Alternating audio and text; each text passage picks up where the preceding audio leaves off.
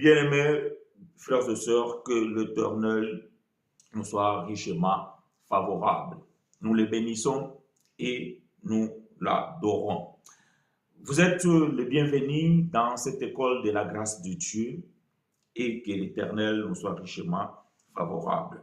Alors, bien-aimés, nous allons faire la continuité de ce que nous avons commencé le dimanche passé, à savoir, nous avions parlé sur un thème qui était intitulé « Quelle était la différence entre l'huile d'onction sainte ainsi que l'huile médicinale ?»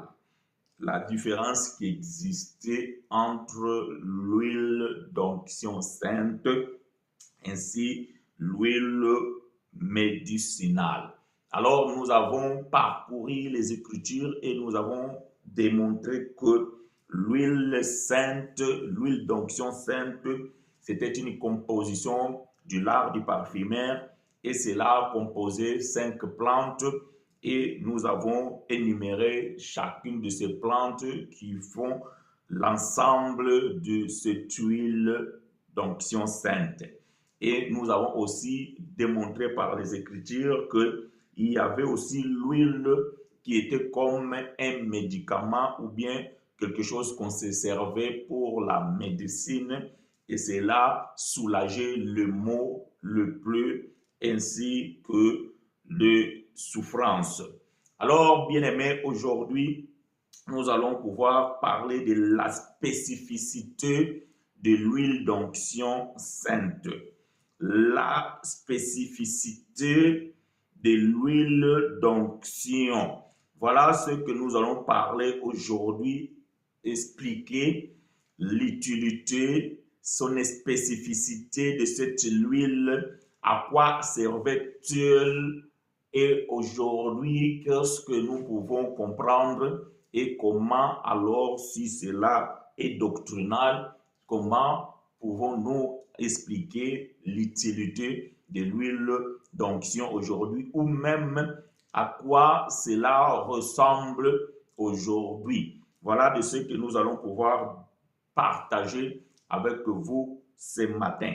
Que l'Éternel nous soit richement favorable, bien mes frères et sœurs. Recevez toutes les bénédictions qui vous est accordées ce matin de la part de notre Seigneur Jésus-Christ de ressuscité. Ouvrons nos Bibles, bien-aimés, nous allons reprendre les textes de base qui se trouvent dans le livre de Exode, le deuxième livre de bien-aimé frère prophète Moïse, dans son chapitre 30 et du verset 22 jusqu'au verset 33. Le deuxième livre de bien-aimé frère prophète Moïse, chapitre 30, verset 22 à 33. C'est là où nous avons, bien aimé, le texte de base de ce que nous avions commencé dimanche passé. Exode, je répète, et aidez-moi à écrire ces choses, bien aimés frères et sœurs.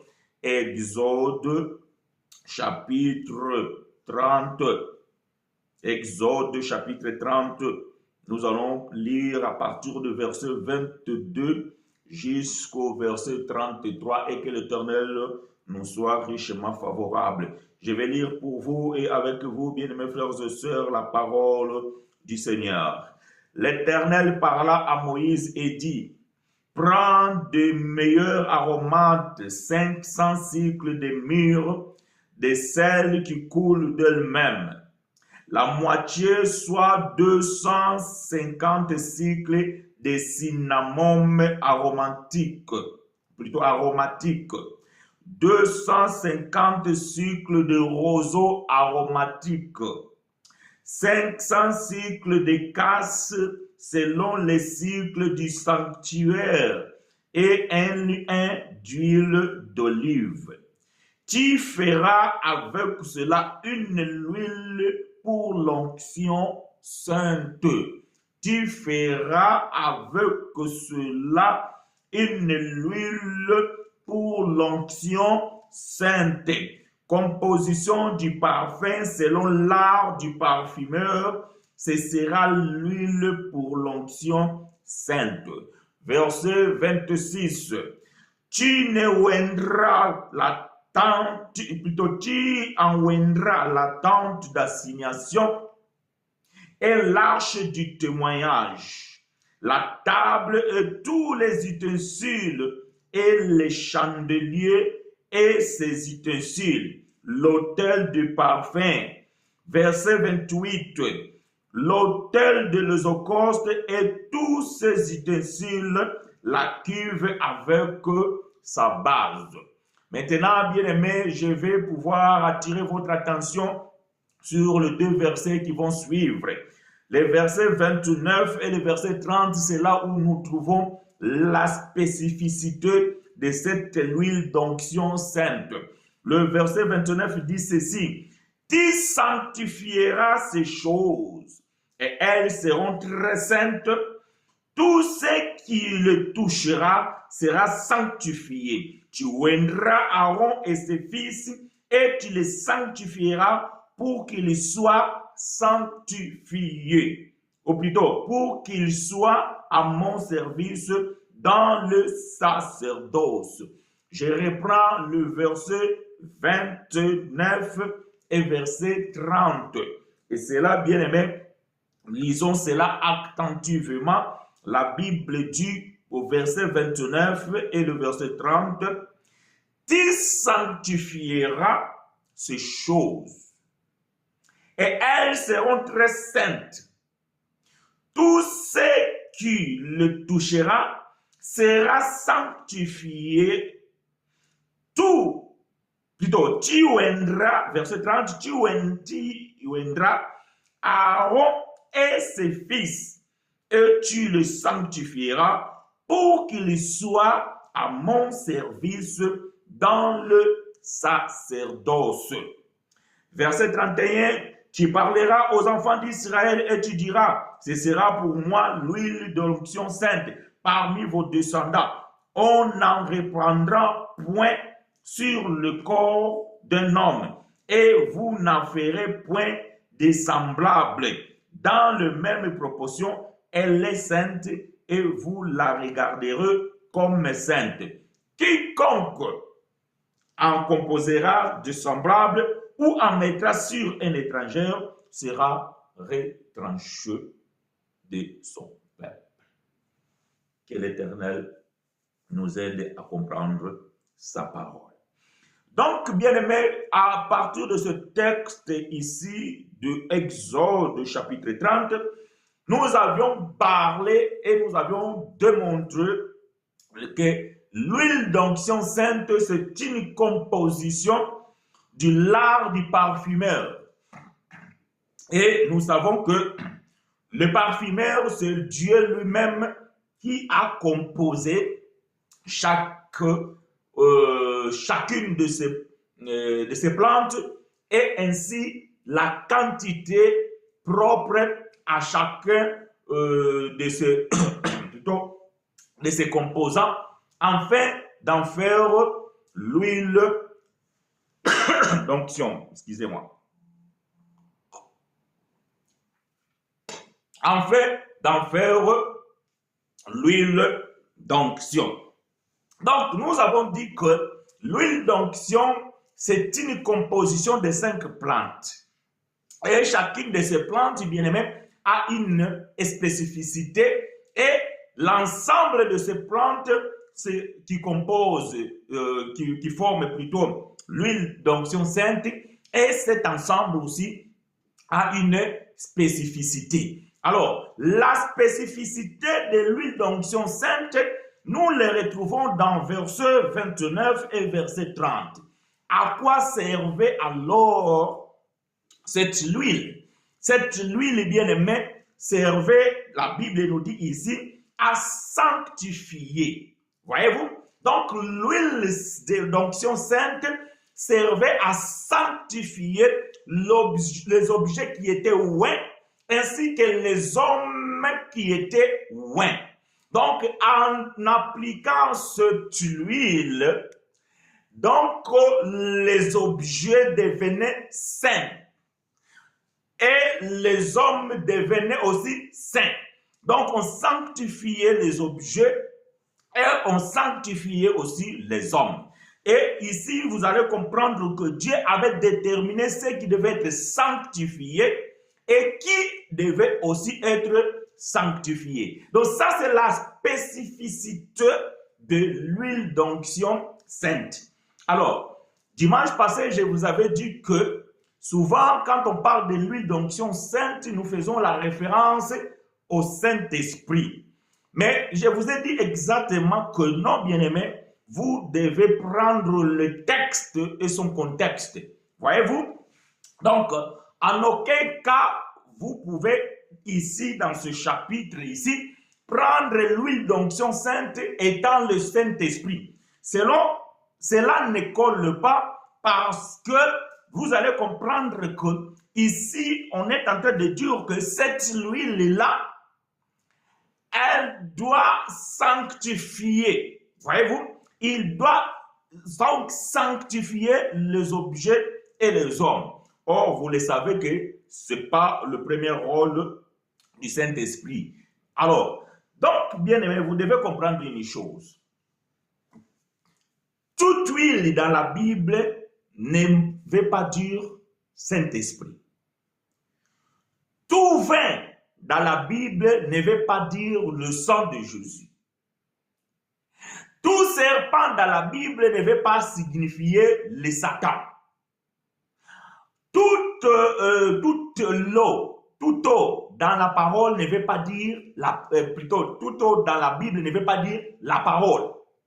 Donc, c'est très important que nous disons ici tous les dimanches, et nous le répétons très souvent, que vous devez respecter les textes et son contexte, afin de ne pas extrapoler. Voyez-vous, si vous ne tenez pas compte de ce que nous disons, le contexte du texte, alors vous allez extrapoler. C'est ainsi que, bien aimé, vous allez comprendre que certaines révélations ne sont pas des révélations parce qu'il y a beaucoup trop d'extrapolation et que cela parfois ne colle pas. Donc, je vais ouvrir une parenthèse. Ça n'a rien à voir avec l'enseignement, mais c'est tout simplement une information que vous devez connaître. Dans l'art de l'interprétation, bien aimé, nous avons des interprétations très importantes, mais que vous devez comprendre la différence. Nous avons la révélation prophétique et nous avons la révélation typologique. Ok? Donc, vous allez comprendre que la révélation prophétique, c'est une absolue. Donc, ça veut dire que une prophétie, lorsqu'on révèle ce qui cache cette prophétie, c'est l'absolu. Donc, vous ne pouvez pas changer cela. Est-ce que vous comprenez? Donc, quand vous prenez par exemple Ésaïe chapitre 53, nous étions tous errants comme des brebis et chacun suivait sa propre voie et le châtiment qui nous a été destiné est tombé sur lui. Bien aimé, ça, cette prophétie, elle est absolue. Donc, cette prophétie, elle est applicable à Jésus. Vous ne pouvez pas interpréter quelque chose d'autre là-dessus. Ça, c'est l'absolu. Voyez-vous? Maintenant, il y a l'autre révélation qui est typologique. Cela, ce n'est pas l'absolu. Ça veut dire que je peux prendre une écriture, par exemple, que non, je dis que l'arche de Noé, c'est un type de Jésus. Parce que vous allez comprendre que dans l'arche de Noé, cette arche-là, bien aimé, il y avait une porte qui était sur le côté. Et c'est cette porte qui a donné l'entrée de ceux qui sont rentrés dans l'arche pour qu'ils soient sauvés du déluge. Et donc, cette arche signifie aussi donc, le corps de Jésus à la croix qui a été percé sur le côté. Donc, ça, c'est une révélation typologique. Mais je peux aussi dire que l'arche de Noé, bien aimé, c'est aussi type de l'Église. Voyez-vous, donc, ce n'est pas l'absolu. Donc, celui qui parle que l'arche de Noé symbolise l'Église et celui qui parle que l'arche de Noé symbolise Jésus, les deux ont raison. Seulement, Donc, dans la révélation qu'on donne, selon ce qu'on veut faire comprendre, on va prendre cette écriture pour pouvoir expliquer le type de ce qui cela veut dire. Donc là, nous sommes dans une révélation non absolue. C'est une révélation typologique. Alors que la révélation prophétique, bien aimé, elle est absolue. Est-ce que vous me comprenez? Ok. Voilà. Je ferme cette parenthèse, c'est là juste pour vous faire comprendre que quand nous interprétons les Écritures, ce que le prédicateur ou bien l'enseignant, il a plusieurs facettes dont il peut utiliser donc une interprétation. Voilà pourquoi vous allez trouver dans la Bible le serpent. Donc le serpent, quand vous lisez le serpent, vous ne pouvez pas dire que non, le serpent c'est Satan. Parce que le serpent c'est aussi le type de Jésus. J'aime ces choses. Le serpent, c'est aussi le type de Jésus. Parce que la Bible va dire que comme Moïse leva le serpent des reins dans le désert, il faut que le Fils de l'homme aussi soit élevé. Donc, le serpent que Moïse éleva dans le désert, c'est l'image même de Jésus. Voyez-vous? Donc, c'est l'image de Jésus. Mais le serpent, bien aimé, vous pouvez aussi comprendre que le serpent peut être aussi signifié quelque chose d'autre. Parce que le serpent, bien aimé, c'est aussi l'image d'un croyant, bien l'image d'un chrétien. Ah, non, frère Chinois, il faut expliquer. Parce que là, sinon, on est perdu. Oui, frère Chinois va expliquer. Le serpent, c'est aussi l'image d'un enfant de Dieu. La Bible dit, si j'ai la bonne mémoire, donc c'est dans le livre de Matthieu chapitre 10, je pense, verset 26. Essayez de chercher, vous me le confirmez. Je ne suis pas sûr si c'est vraiment ça, mais je pense que c'est chapitre 10, peut-être verset 26. La Bible dit que je vous ai envoyé au milieu de loups, comme des brebis, et soyez prudents comme les serpents. Ah, donc voyez-vous, le serpent, c'est une caractéristique qu'on doit aussi trouver dans un chrétien.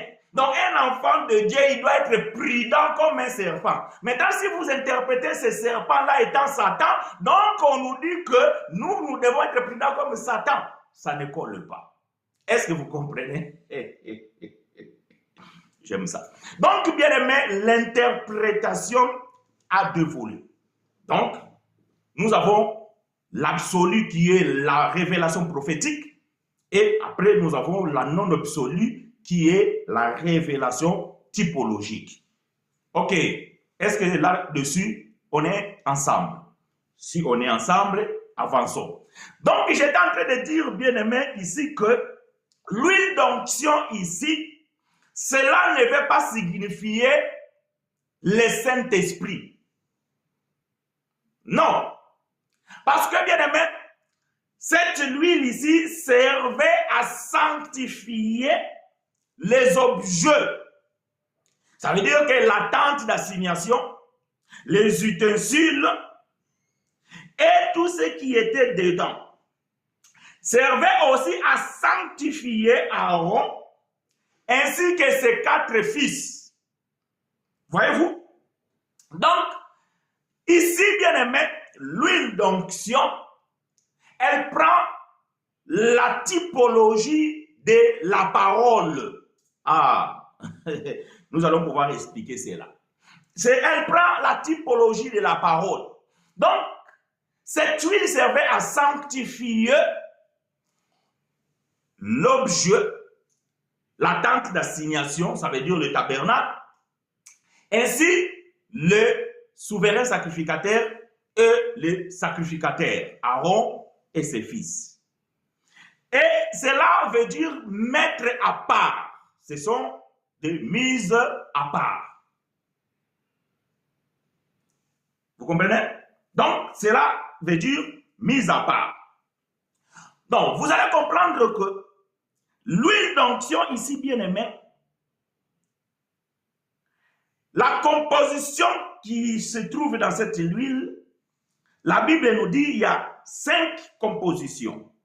Alors, nous avons la première, la myrrhe, la deuxième, cinnamome, troisième, roseau odorant, 4e, la casse. Et 5e, l'huile d'olive. Et ces 5 plantes bien-aimées, c'est l'image. Ah, verset 16. Que l'Éternel te soit favorable, Ebilson. Donc, c'est Matthieu 10, ça, j'ai raison. Mais j'avais donné le verset 26, mais je vous avais bien dit que je n'étais pas sûr. Donc, c'est le verset 16. Que l'Éternel te soit favorable, fiston. Voici, je vous envoie comme des brebis au milieu des loups. Soyez donc prudents comme le serpent et simples comme les colombes. Et si vous prenez les colombes comme l'image du Saint-Esprit, vous avez tort dans ce passage ici. Voyez-vous, quand vous rentrez dans les églises aujourd'hui, vous allez voir, il y a une colombe qui descend ou bien qui déploie les ailes. Tout ça là, on dit que c'est l'image du Saint-Esprit. Erreur. Donc, voyez-vous, erreur. Un jour, si Dieu le veut, on parlera de ces choses. La colombe qui descendait lorsque Jésus fut baptisé. Et vous allez pouvoir comprendre que cela n'a rien à voir avec le Saint-Esprit. Merci, Ebilson, que l'Éternel te soit favorable. Je disais que les 5 plantes de la composition de l'huile d'onction, bien aimé, c'est l'image des 5 ministères. Ah, là je vais parler. C'est l'image des 5 ministères. Donc vous allez comprendre que dans cette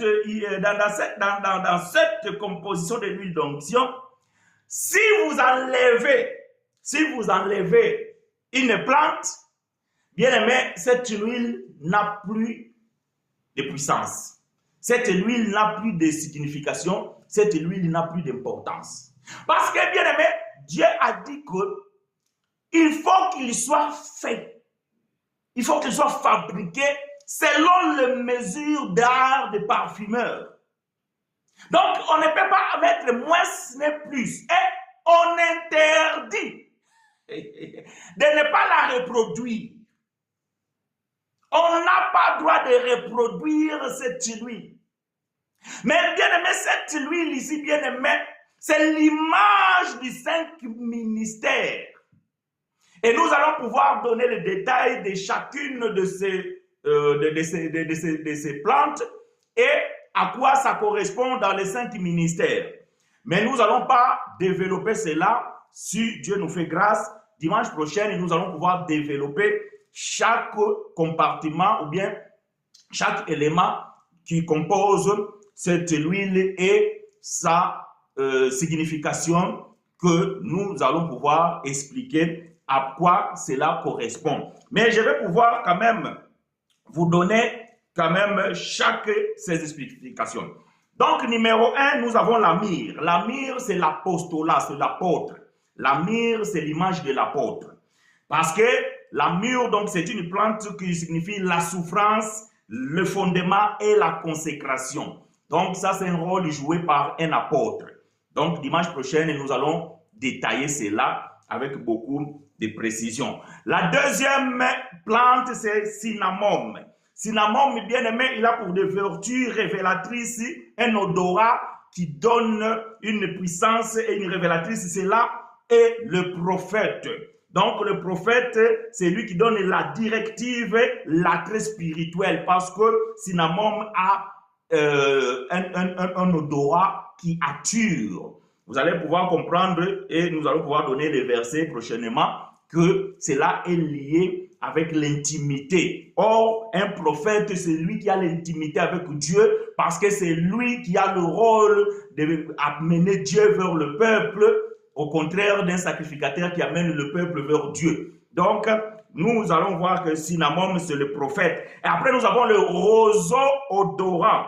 Roseau odorant, bien aimé, c'est une plante qui se trouve dans les marécageux plutôt dans l'eau. Et cette plante, quand on les casse, il a un odorat qui attire. Et c'est là, c'est l'évangéliste, bien aimé, parce qu'il a une puissance de percer et l'humilité et le sacrifice. Ça, c'est l'évangéliste, c'est le roseau odorant. Après, nous avons la casse. La casse, c'est aussi une plante bien aimée qui a une spécificité très importante par rapport à son odorat. Et là, nous allons voir, c'est le pasteur.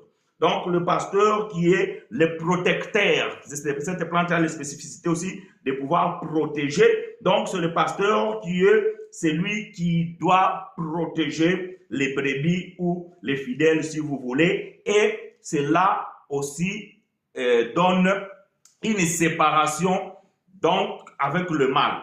Ça, c'est le rôle du pasteur. Et le cinquième, enfin, nous avons l'huile d'olive qui est la sagesse, la transmission, l'onction, et ça, c'est le docteur. Donc, bien aimé, les 5 plantes qui composent l'huile d'onction ont pour symbolique dans le 5 ministères la myrrhe, l'apôtre, cinnamome, le prophète, roseau, odorat, évangéliste, casse, pasteur, l'huile d'olive, docteur. Voilà, dimanche prochain, nous allons pouvoir détailler ces choses et pouvoir expliquer. Je reviens dans ce que nous sommes en train de dire. Donc, l'huile d'onction servait à sanctifier. Voyez-vous, servait à sanctifier. Et ce qui nous sanctifie aujourd'hui, dans la nouvelle alliance, ce n'est pas l'huile. Bien, mais le fait que vous mettez l'huile sur quelqu'un, ce n'est pas pour le sanctifier. Voyez-vous? Parce qu'un enfant de Dieu, il n'est pas sanctifié par l'huile. C'est pour ça que je dis que vous ne pouvez pas prendre cette huile ici et en faire comme une doctrine. Voyez-vous, aujourd'hui, quand vous rentrez dans les assemblées, on oint des gens avec de l'huile. Quelqu'un qui est malade, on va prendre de l'huile, on va prier, on va aller mettre l'huile sur la tête. Ou peut-être le symbole d'une croix, on va mettre le doigt dans l'huile et on va mettre sur la tête de quelqu'un comme ça, comme une croix. Ça n'a pas de sens. D'ailleurs, si nous posons la question, c'est quoi la signification de ces choses? Quand vous mettez l'huile sur quelqu'un, pour faire quoi? Vous voyez-vous bien aimé, à chaque fois que vous êtes dans un endroit où on pratique certaines choses, vous avez la liberté de poser la question. Si le pasteur ne permet pas de poser la question pendant qu'il parle, après le culte ou la réunion ou je ne sais pas quoi, allez dans le bureau de ce pasteur ou bien allez le voir après la séance. Ou passez-lui un coup de fil. Pasteur, je veux savoir la signification de cet acte que tu as posé quand tu prêchais ou bien quand tu priais pour cette personne. Cela veut dire quoi? Voyez-vous, dans une assemblée bien-aimée, on ne peut pas vous dire de faire quelque chose si vous n'êtes pas enseigné sur ça. Voyez-vous, aujourd'hui dans les assemblées, on fait beaucoup de choses, mais les gens ne sont pas enseignés de ce qu'ils font. Vous allez comprendre que on ne vous a jamais enseigné sur la Sainte Seine, mais vous pratiquez la Sainte Seine. Du coup, vous ne savez pas pourquoi vous pratiquez la Sainte Seine. On ne vous a jamais enseigné sur la dîme. On vous demande la dîme. Donc, du coup, vous ne savez pas à quoi ça sert la dîme. On ne vous a jamais enseigné sur le baptême. Plutôt, peut-être, on vous a dit le baptême, bien aimé, c'est une recommandation de Jésus, parce que Matthieu chapitre 28, il a dit que allez et faites de toutes les nations mes disciples, allez baptiser au nom du Père. Mais est-ce qu'on vous a déjà expliqué à quoi servait le baptême? On ne vous a jamais expliqué à quoi servait le baptême. Bon, on vous a expliqué à quoi servait le baptême, mais on vous a dit que le baptême, c'est pour vous purifier de votre péché, pour vous laver de votre péché et pour que vous deveniez enfant de Dieu. Erreur, c'est une fausseté, c'est des mensonges. On ne vous a jamais enseigné sur le baptême, mais il pratique le baptême. On ne vous a jamais enseigné sur l'huile d'onction, mais on vous applique l'huile dans l'église. Donc, bien aimé, vous êtes maudits parce que vous ne savez pas ce que vous recevez et vous ne connaissez même pas la signification. Vous devez poser la question, pourquoi vous appliquez ça, pasteur? Et le pasteur vous doit une explication plausible. Donc, ce n'est pas que, oui, bien aimé, c'est écrit dans la Bible et tout ça. Non. Bonjour mon bien-aimé, est-ce qu'on peut donner à boire de l'huile d'olive sur un malade après avoir prié? Ma sœur Christiane, que l'Éternel te soit favorable, ma sœur bien-aimée, je t'aime, tu le sais. Bon, je souris pas par rapport à la sœur, mais en fait, il y a quelque chose qui m'est arrivé dans la tête parce que c'est quelque chose que j'ai vécu, en fait. C'est quelque chose que j'ai vécu et j'ai vu quelqu'un donc boire de l'huile. C'est pour ça, ça me fait rire.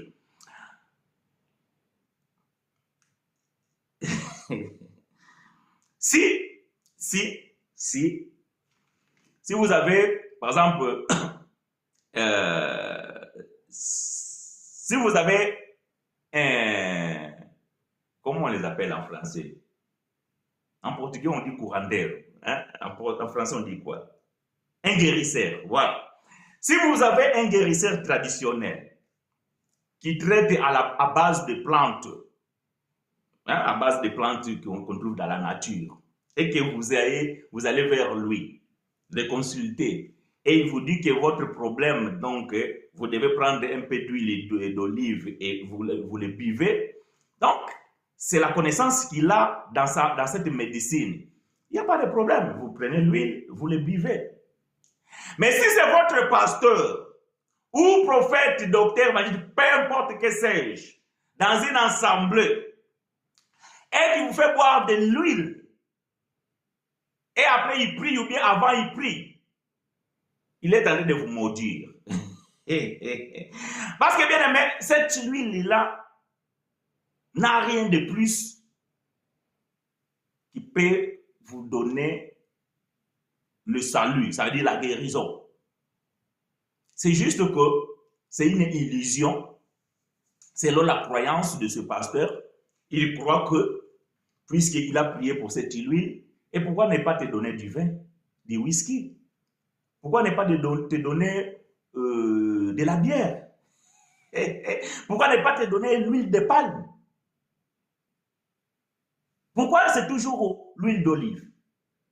Parce que l'huile d'olive se trouve dans la Bible et surtout dans la composition de l'huile d'onction, on trouve l'huile d'olive.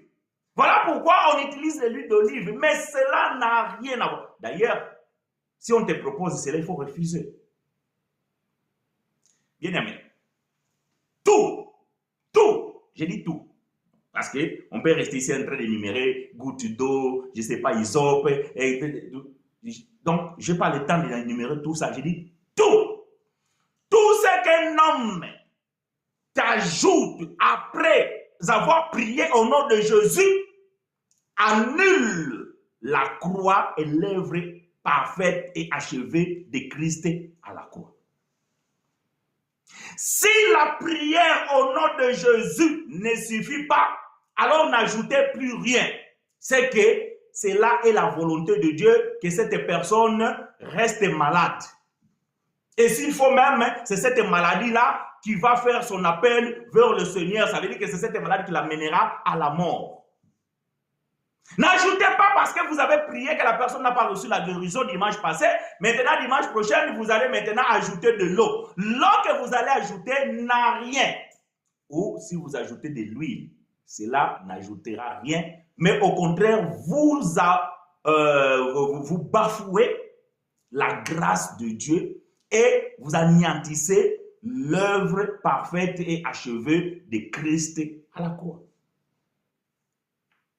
Dites-moi, bien-aimé, si le nom de Dieu, le nom de Jésus n'a pas le pouvoir de guérir, vous pensez que l'huile d'olive va pouvoir guérir?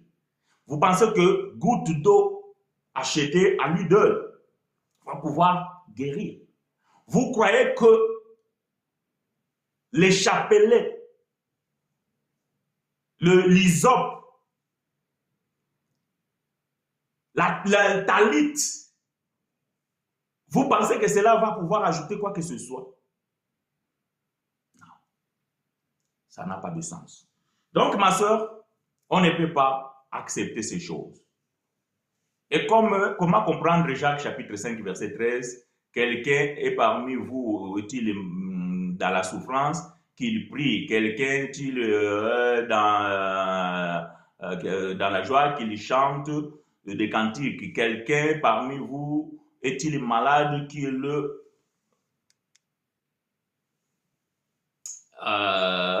prie et tout ça? Bon, on a expliqué ce verset dimanche passé, ma soeur Christiane, et nous allons répéter ce que nous avons dit dimanche passé.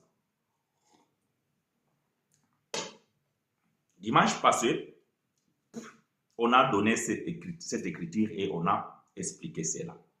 Bon, je ne vais pas pouvoir lire ça là, je vais les prendre ici parce que ça défile et je ne les vois plus. Mais je vais les prendre dans ma Bible et nous allons pouvoir répondre à la question de la sœur. Donc, nous sommes dans le livre de Jacques, au chapitre 5, et la sœur a commencé au verset 13. Donc, c'est bien ça. Je lis pour vous et avec vous, après, je vais répondre. Quelqu'un parmi vous est-il dans la souffrance qu'il prie? Qu'il prie. Écoutez bien. Qu'il prie. Quelqu'un est-il dans la joie qu'il chante des cantiques? Tu souffres, donc il faut prier. Dans ta prière aussi, tu peux chanter, ok? Parce qu'il y a des chants qui nous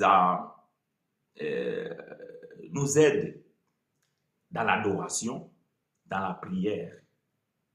Donc, ce n'est pas interdit parce qu'on a dit qu'ici, celui qui doit chanter, c'est celui qui est dans la joie. Même celui qui est dans la souffrance, il peut aussi chanter. Mais, disons la parole. Et celui qui est dans la joie, qu'il chante des cantiques. Verset 14. Quelqu'un parmi vous est-il malade? Donc, ici, on nous fait différence entre la souffrance du verset 13 et la maladie au verset 14. Quelqu'un parmi vous est-il malade? Qu'il appelle les anciens de l'église et que les anciens prient pour lui. Que les anciens prient pour lui. Déjà, il faut comprendre que ça, c'est vraiment quelque chose qui se faisait chez les Juifs. Hein? Parce que Jacques, c'est un prédicateur des Juifs. C'est vraiment quelque chose qui se faisait dans les Juifs. On vous a toujours dit qu'il y a des choses qui se trouvent dans les livres de Jacques que nous pouvons aussi en bénéficier. Et il y a des choses que nous ne pouvons pas bénéficier parce que c'est spécifiquement pour les Juifs. Donc, Jacques dit, quelqu'un parmi vous est-il malade? Qu'il appelle les anciens de l'église et que les anciens prient pour lui. En l'éloignant d'huile au nom du Seigneur. C'est ici là où il y a le problème.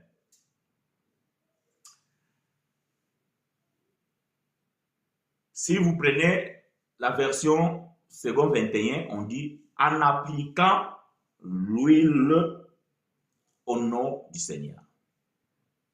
Dimanche passé, j'ai dit ceci, que les médicaments ou la médecine n'est pas incompatible avec la prière. Parce qu'il y a beaucoup d'enfants de Dieu mal enseignés et beaucoup de prédicateurs qui pensent qu'ils ont la foi débordante, que si tu es malade, tu n'as pas besoin de prendre le Doliprane, tu n'as pas besoin d'aller voir un médecin, tu pries et le Seigneur, c'est le docteur des docteurs, médecin des médecins, il va te guérir. Malheureusement, bien aimé, ça c'est une fausseté et c'est une erreur. Et pourquoi quand vous êtes enceinte, vous n'attendez pas que le Seigneur vous fasse accoucher, vous devez aller à la maternité. Bon, quelqu'un va me dire, oui, mais au village, il n'y a pas de... Ici, au village, il y a des femmes sages. Vous savez, le mot femme sage, ça vient de ces femmes-là au village. Avant de devenir officiellement dans la médecine, c'est d'abord à ces femmes-là. Donc, les mamans expérimentées, c'est eux qui devaient aider aux jeunes filles à coucher. Donc, c'est une assistance médicale. Pourquoi alors vous ne faites pas, je n'ai pas besoin de ces femmes-là, je ne pas. Donc, le Seigneur, tout ça là, vous allez à l'hôpital. Quand vous avez une opération à faire, pourquoi vous allez... Donc, bien aimé, ici, tout simplement, je dis ceci. Quand vous prenez un médicament, donc vous devez toujours prier. Parce que ce médicament que vous prenez, il a des vertus, mais il peut aussi avoir des défauts. Surtout quand ce sont des produits chimiques. Il peut te guérir la tête, mais il peut te causer le problème dans l'estomac. Voilà pourquoi certains médicaments, on vous dit avant de les prendre, il faut manger. Pourquoi? Parce que si vous ne mangez pas, ça peut vous faire mal. Maintenant, quand vous priez, Donc, en priant, vous sanctifiez le produit que vous prenez par la parole et par la prière, afin que ce produit soit purifié de tout souillure qui peut vous contaminer ou qui peut vous provoquer encore un autre problème. Donc, ici, quand il prie, parce qu'on dit quelqu'un qui est malade, qui l'appelle, donc ça veut dire que cette personne, il est chez lui. J'aime ces choses. Il faut bien lire la Bible, il faut bien respecter. Je reprends. Quelqu'un parmi vous est-il malade? Qu'il appelle les anciens de l'église. Voyez-vous? Ce n'est pas le pasteur qui fait l'appel dans l'église. Toi, tu es malade, viens. Non. Tu es chez toi, tu es malade, tu appelles le frère chinois. Frère chinois, je suis malade, je souffre, j'ai besoin que nous prions ensemble. Alors, frère chinois, il va pouvoir prier. Et je vais te poser la question, bon, est-ce que tu as vu le médecin? Oui, mon frère, j'ai vu le médecin, il m'a prescrit les antibiotiques. Ok, on va prier pour ces antibiotiques, après tu les prends. Donc, nous allons prier ensemble et après tu vas prendre les antibiotiques et nous allons sanctifier ces antibiotiques afin de pouvoir guérir le mot que tu as et qu'elle ne puisse pas te donner la diarrhée. Parce que ça, c'est un des problèmes aussi des antibiotiques. Voyez-vous? Donc, nous allons prier. C'est la même chose ici. Donc, l'huile ici se trouve dans la maison de la personne. Et il appelle les anciens, ils viennent chez lui. Et comme l'huile, c'était un des médicaments principaux dans la tradition juive, comme nous avons aujourd'hui dans notre tradition le Doliprane, donc, les anciens vont prier. Et après, ils vont appliquer cette huile-là au nom de Jésus. Afin que c'est le nom de Jésus qui sanctifie cette huile-là pour t'apaiser le mot. Mais écoutez maintenant, toujours verset 14, et on dit qu'il appelle les anciens de l'église et les anciens de l'église prient pour lui en non, verset 15. La prière de la foi. Moi, je pensais que l'huile va guérir ou bien va sauver le malade. Non, Jacques n'était pas fou. Frère Jacques n'était pas fou. Frère Jacques, il connaissait et il savait que l'huile, c'est un produit que tout le monde a dans la maison et cela nous sert à traiter beaucoup de maux dans la médecine traditionnelle.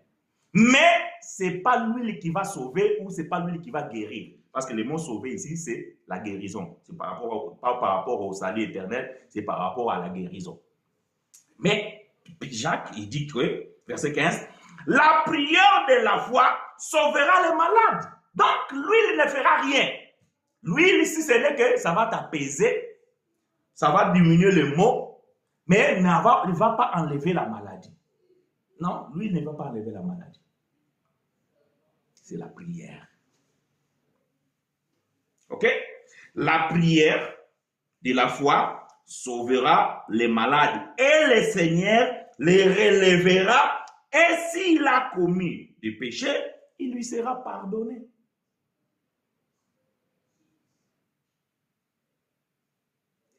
Parce que quand vous prenez ces versets-là, vous allez voir que la plupart du temps, quand Jésus faisait des miracles, il guérissait les malades et parfois il disait que tes péchés te sont pardonnés. Parce qu'il y avait des maladies qui étaient provoquées par le péché.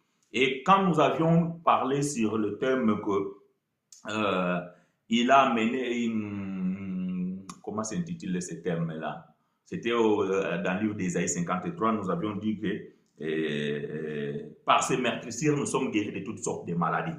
Et nous avons dit que cette écriture-là, c'était par rapport à Israël, parce que Dieu avait dit à Israël que chaque fois que vous allez désobéir à mes lois, c'est-à-dire chaque fois que vous allez transgresser ma loi, c'est-à-dire chaque fois que vous allez commettre un péché, donc voilà ces maladies que j'avais données en Égypte, ça vous frappera. Et beaucoup de gens en Israël étaient malades à cause de la désobéissance de la loi. Donc, à cause de la désobéissance, c'est-à-dire qu'en transgressant la loi, ils commettaient les péchés et ces péchés provoquaient une maladie. Voilà pourquoi certaines malades, quand Jésus guérissait, Jésus savait que cette maladie est provoquée par la désobéissance de la loi. Alors Jésus disait que tes péchés te sont aussi pardonnés. C'est la même chose parce que Jacques, étant prédicateur de la loi, il connaissait ces choses et il maîtrisait ces choses. Voilà, ma sœur Christiane, si la question posée n'a pas été satisfaite par la réponse, nous pouvons continuer cela cet après-midi. D'ailleurs, nous avons rendez-vous pour qu'on en parle si besoin. Voilà, bien-aimés, ce que je pouvais répondre à cette question. Revenons dans ce que nous sommes en train de dire. Nous disons que, bien-aimés, ce qui sanctifie, c'est la parole de Dieu. Alors, nous sommes dans le livre de Jean, chapitre 17. Jean chapitre 17,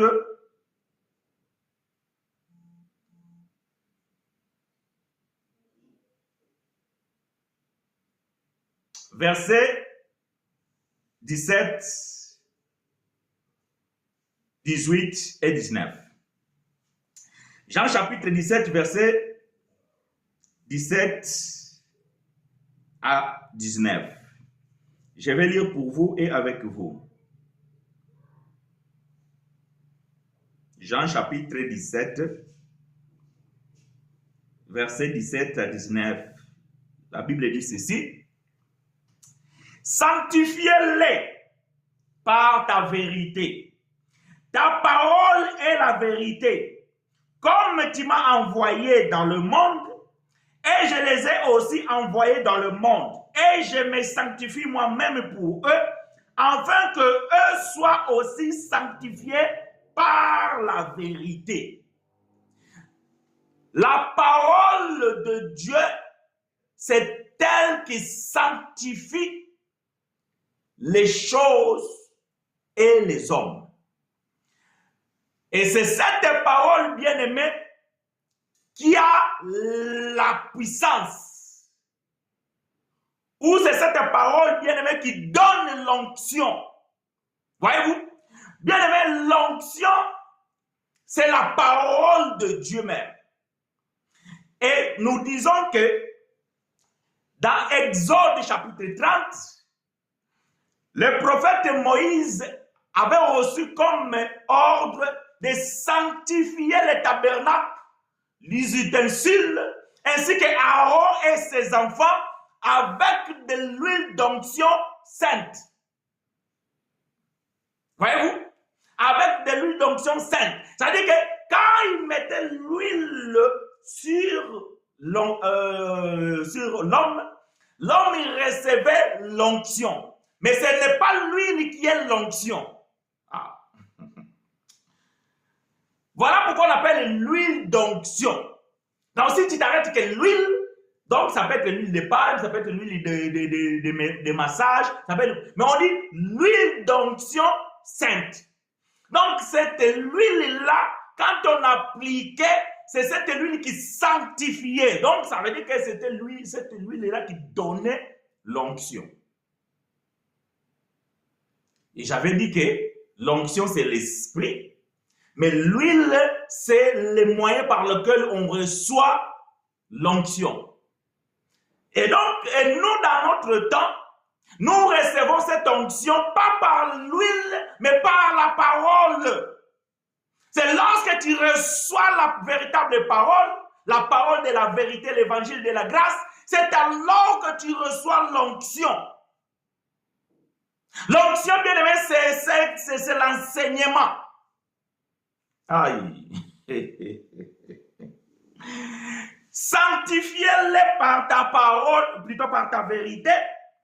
Ta parole est la vérité. Comme tu m'as envoyé dans le monde, je les ai aussi envoyés dans le monde. Et je me sanctifie moi-même pour eux, afin qu'eux soient aussi sanctifiés par la vérité. La vérité de quoi? La vérité, c'est la parole de Dieu. C'est cette parole qui sanctifie. Voyez-vous? L'huile d'onction sainte, c'était pour sanctifier. C'était pour mettre à part. C'était pour laver. C'était pour purifier. Parce que lorsque la personne était loin de l'huile d'onction sainte, donc il devenait saint. Et les objets devenaient saints. C'est-à-dire, ils étaient, autrement dit, purifiés ou sanctifiés par l'huile.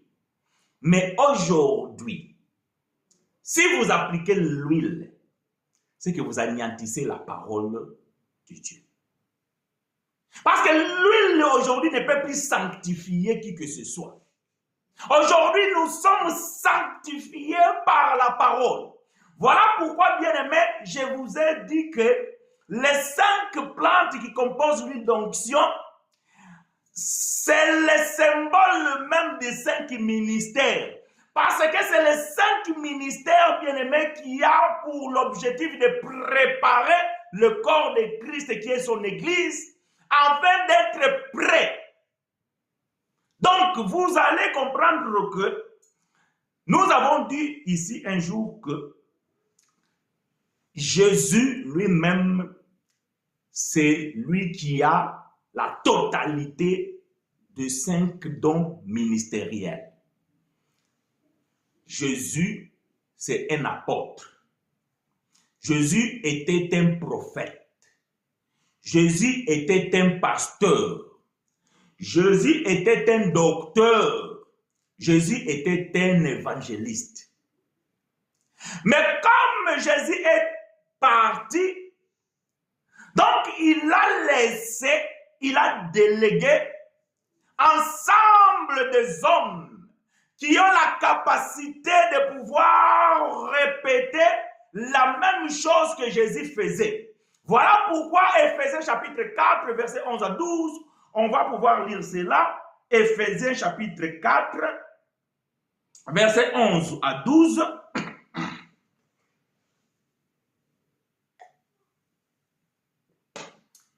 La Bible dit ceci, Éphésiens chapitre 4, verset 11 à 12.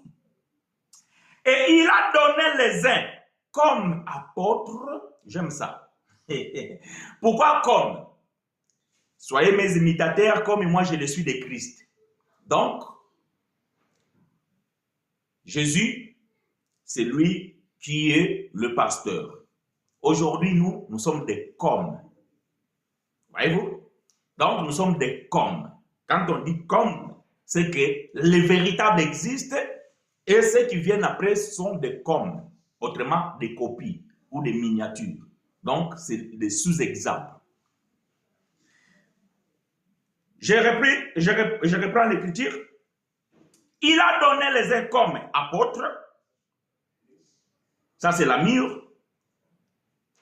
Les autres comme prophètes. Ça, c'est le cinnamome. Les autres comme l'évangile, l'évangéliste. Ça, c'est le roseau d'Oran. Les autres comme pasteur. Ça, c'est la casse. Et les autres comme le docteur. Ça, c'est l'huile d'olive. Pour le perfectionnement des saints, en vue de l'œuvre du ministère et de l'édification du corps de Christ. Donc, les 5 ministères ont pour but, bien-aimé, de perfectionner les saints. Quand on dit perfectionner les saints, ça veut dire quoi? Ça veut dire que nous sommes des saints, mais nous avons des imperfections. Mais alors, nous devons maintenant rentrer dans un processus de perfectionnement. Or, c'est ceux qui ont la responsabilité d'amener les saints ou bien l'Église à la sanctification totale, ce sont les 5 dons ministériels. Donc, c'est ça l'œuvre de l'huile d'onction sainte. Bon, si c'est trop dur, vous me le dites. Hein? Comme ça, on va changer de langage.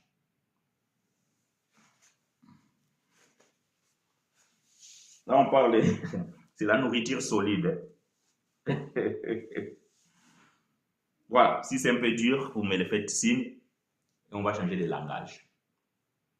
Et d'où vient Bishop, archibishop magistrats, etc., etc. Ça, ce sont des mouvements américains qui a été contaminé au Nigeria et qu'aujourd'hui, vous pouvez même aussi les trouver dans le monde francophone. Non, va sur le dictionnaire ou bien tape sur le Google. Le mot bishop en français veut dire évêque ou diacre, tout court. Voilà. Maintenant, quand on le met en anglais, pour les francophones, ça fait comme quelque chose de spécial. Il n'y a rien de spécial. Voyez-vous? Aujourd'hui, au lieu de dire tout simplement papa, on dit daddy. Et daddy, c'est papa en anglais, tout court. Maintenant, les gens ils pensent que quand on appelle le pasteur, on l'appelle daddy, c'est qu'il est spécial. Il n'est pas spécial, c'est juste papa. Donc si notre frère Babi, l'anglais qui est avec nous, il peut confirmer ce que je suis en train de dire. Donc si tu lui demandes, ses enfants, il l'appelle daddy, parce que c'est le père.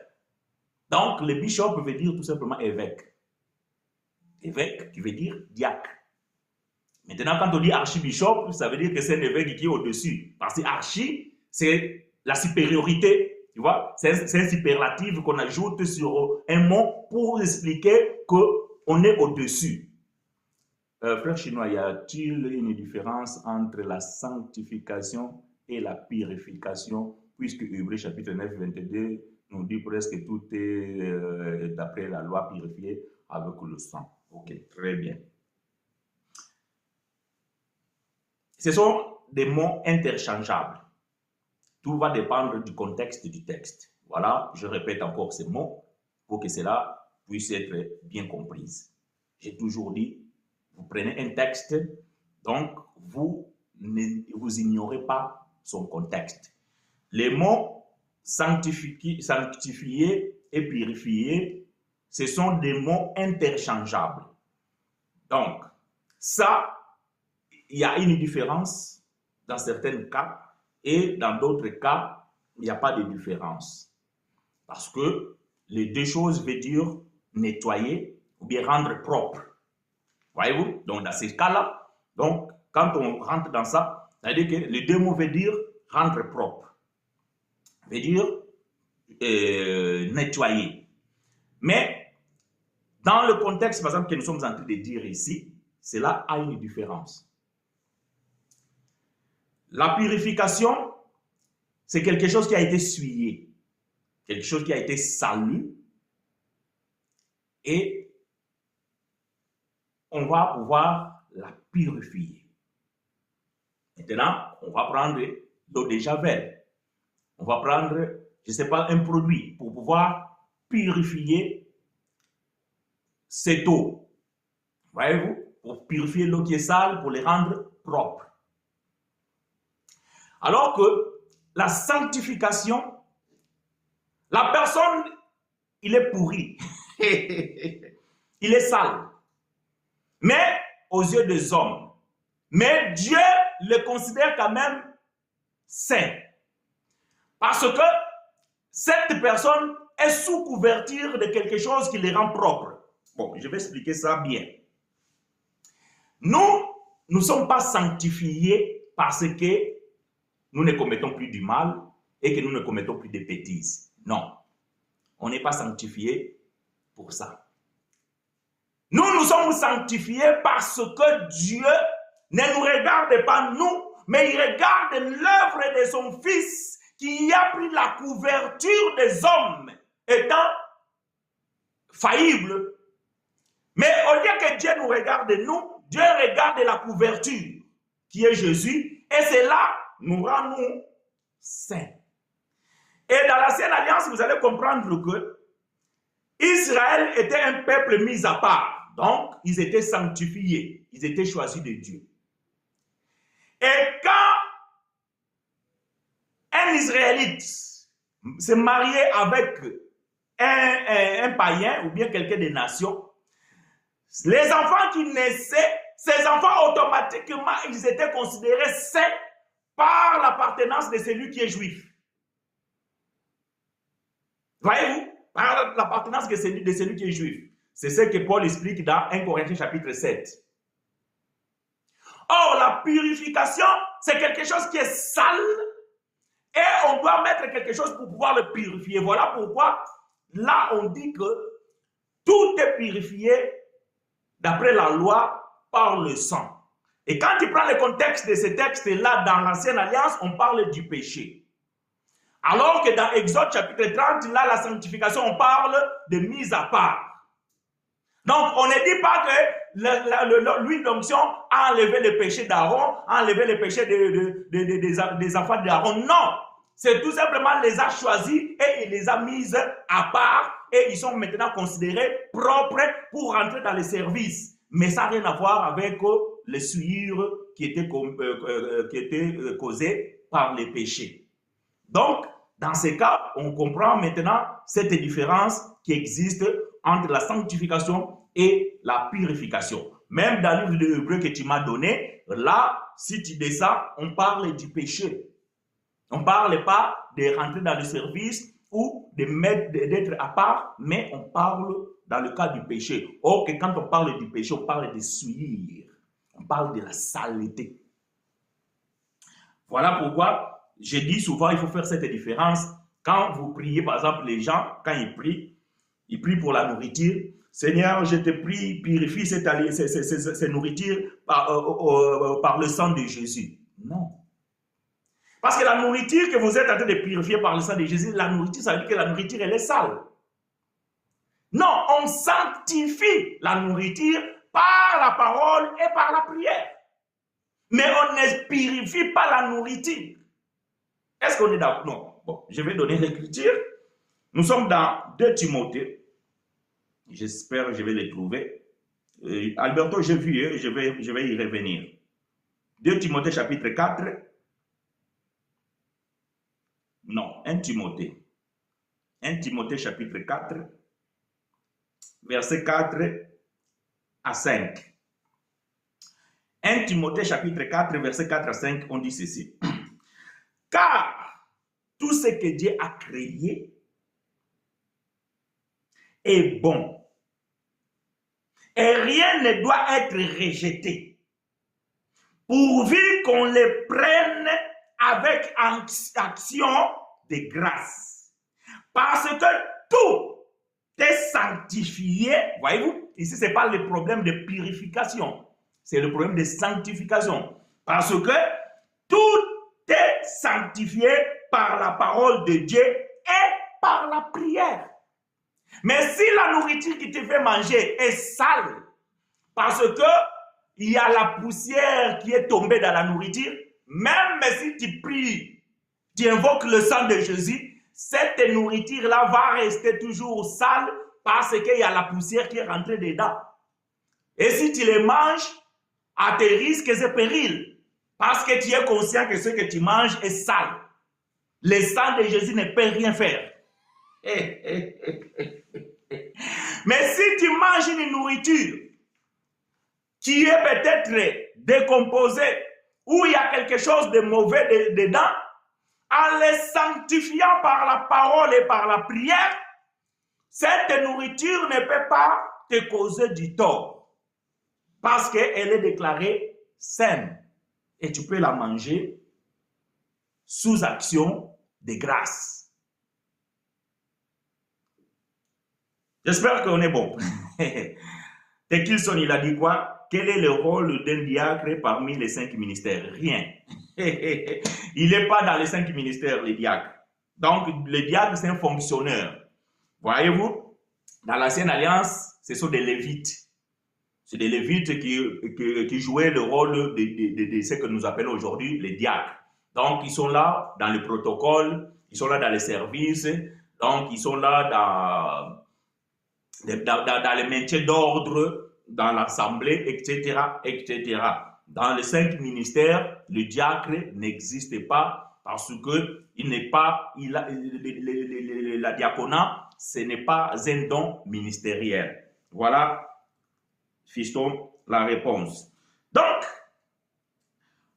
on a dit que les apôtres, les prophètes, les évangélistes, les pasteurs ainsi que les docteurs sont là pour le perfectionnement des saints en vue de l'œuvre du ministère et de l'édification du corps de Christ. Donc, comme l'huile d'onction sainte sanctifiait les hommes ainsi que le tabernacle. Or, le tabernacle, bien aimé, c'est l'image de l'Église qui est le corps de Christ. Donc, ce tabernacle était sanctifié par l'huile d'onction sainte, que l'Église aujourd'hui aussi est sanctifiée par la parole ministérielle. Donc, l'ensemble des saints qui ministèrent ont pour but de sanctifier le corps de Christ pour l'amener à la perfection. Mais c'est lui qui sanctifiait les ustensiles ou bien Aaron et ses fils, c'est Dieu lui-même. Mais c'est par cet acte-là de l'huile que symboliquement Moïse devait appliquer sur les objets et sur les hommes qui ont été choisis, que Dieu lui-même donc sanctifiait ces hommes. De la même manière, bien aimé, aujourd'hui, c'est par la parole que l'Église est sanctifiée. Pas par l'huile. Non, c'est par la parole. Éphésiens chapitre 5. Éphésiens chapitre 5.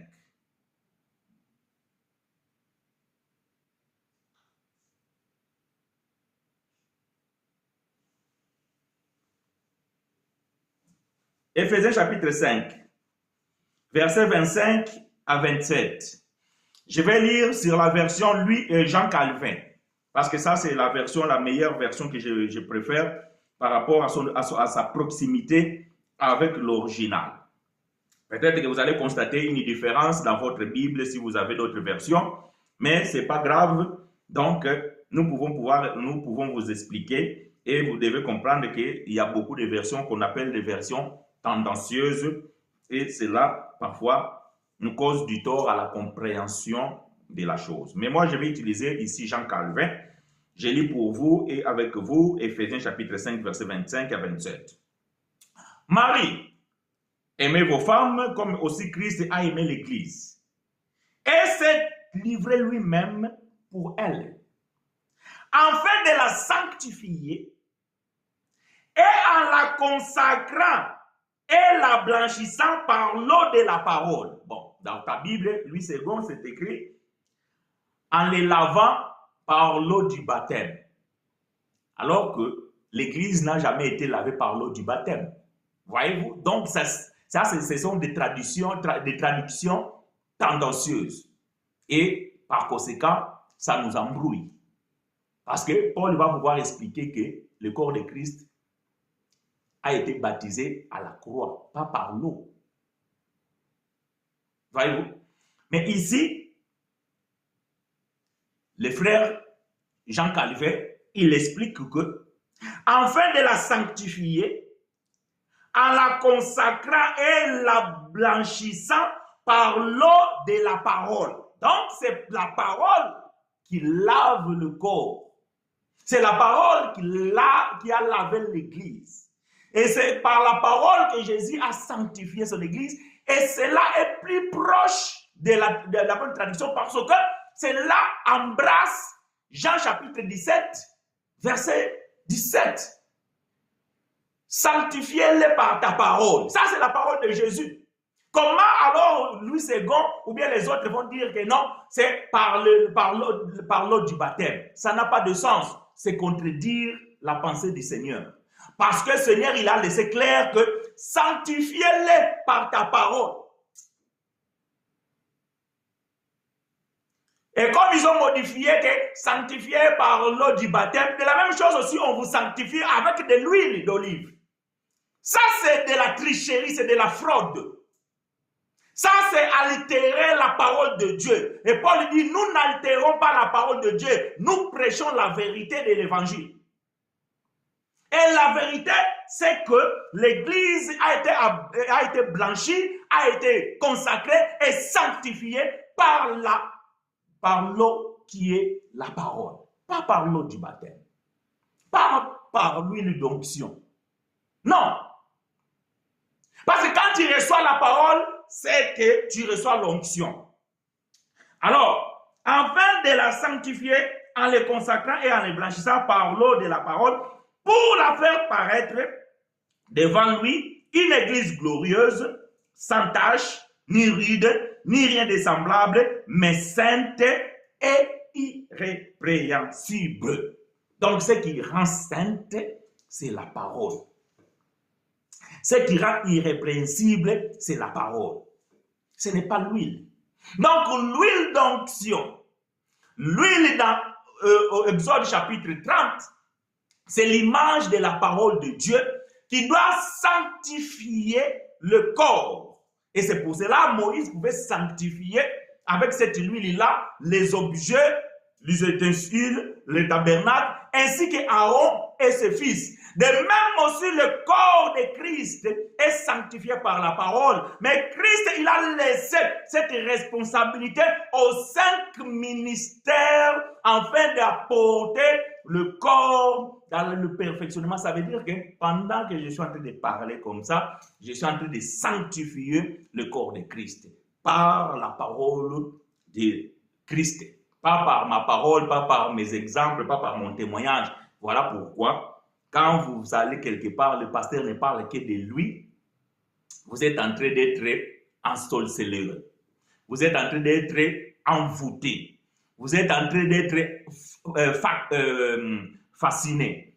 Non, l'Église n'a pas besoin d'écouter l'histoire d'un homme.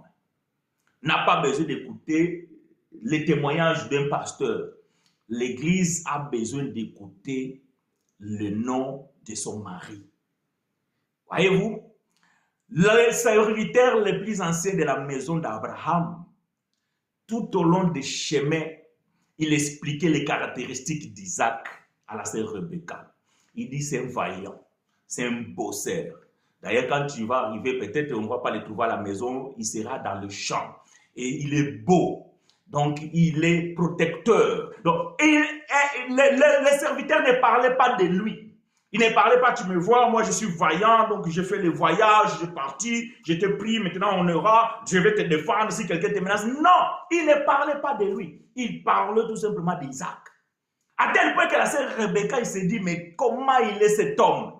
Je suis impatiente de le voir parce que ce que je suis en train d'écouter là, je veux vivre ça. Donc, c'est ça le rôle des ministres. Le rôle des ministres, c'est de parler de ce que l'homme est capable de faire, de ce que l'homme a fait. C'est d'expliquer comment Jésus, dans l'œuvre de la croix, il a purifié le corps, il a lavé, il a sanctifié. On doit expliquer comment Jésus a béni son corps, comment est-ce que Jésus nous a préparé. C'est ça que nous devons expliquer. C'est pas là parler que moi j'étais en Chine, moi j'étais au Maroc, il y avait une femme qui était malade, j'ai prié pour elle, et elle s'est levée, il y avait une femme stérile, elle faisait 10 ans de mariage, ne pouvait pas faire des enfants, j'ai prié pour elle, elle a eu des jumeaux, et après je suis allé en Australie, je suis arrivé en Australie, j'ai trouvé un kangourou qui n'avait pas de jambes, j'ai prié pour le kangourou, et le kangourou il a plus de jambes. Eh non, on n'a pas besoin de ça. On n'a pas besoin de ça. Parle-nous de celui qui nous a réunis dans ce lieu.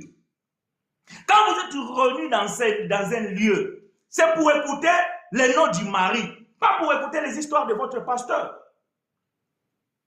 Oh, il fait des exploits, c'est bien. Mais il peut écrire un livre de témoignages, il peut faire aussi une émission. Mais quand vous êtes rassemblés dans un lieu où vous êtes allés pour pouvoir écouter la parole de Dieu, et vous écoutez la parole d'un homme, vous êtes le plus malheureux et vous êtes maudit. Si quelqu'un prêche un autre évangile, contraire de ce que nous avons prêché, qu'il soit anathème. Et quand vous écoutez quelqu'un qui prêche un autre évangile, il parle que de ses succès, il parle que de lui, vous êtes anathème. Vous êtes anathème. Et comment vous allez être sanctifié par ça? Vous ne pouvez pas être sanctifié avec la parole de l'homme. Parce que la parole qui sanctifie ici, c'est la parole de la vérité. Sanctifié par la vérité et ta parole est la vérité. Voilà la vérité de l'évangile de la grâce, bien-aimés frères et sœurs.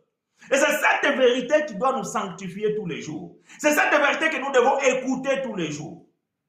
Pas une autre chose. Si chaque dimanche, je dois vous parler de mes exploits de la semaine ici, vous serez émerveillés. Mais cela va changer quoi dans votre vie spirituelle? Rien. Cela va ajouter quoi dans votre foi? Rien. Voilà pourquoi même les témoignages, bien-aimés, ce n'est pas parce que tu témoignes que quelque chose de bien que cela aussi va arriver à moi. Non.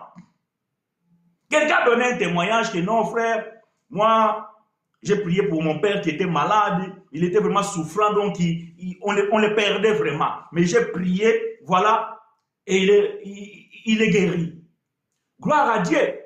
Bon, maintenant, moi, je vais faire le contraire. Je lui dis, ah frère, moi aussi j'étais dans le même cas, mon père il était malade, j'ai prié, mais bon, il est parti.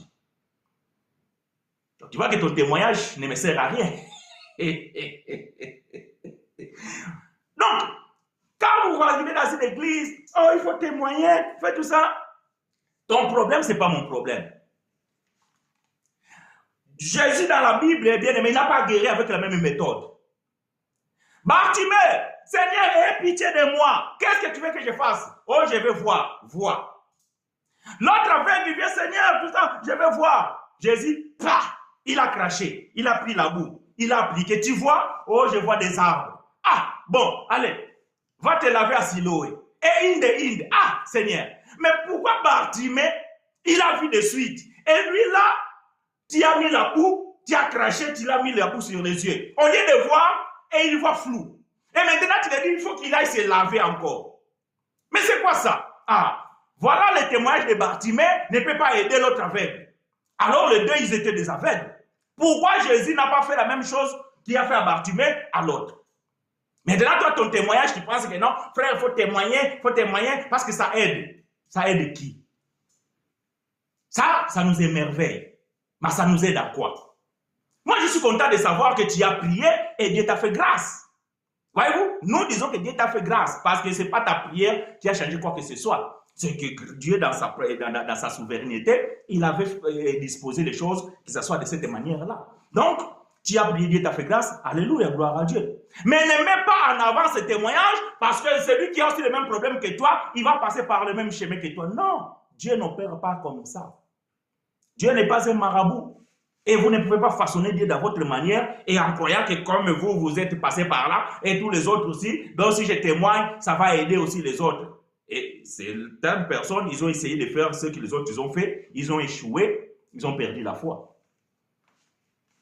Eh oui, ils ont perdu la foi parce qu'il était tellement sûr que le témoignage de la sœur Anne, là, vraiment, moi, donc, je vais prier pareil, tout ça là. En plus, il a donné même les détails, comment il a prié, comment il a parlé. Moi aussi, je vais parler tout ça. C'est ainsi que quand vous priez comme Abraham.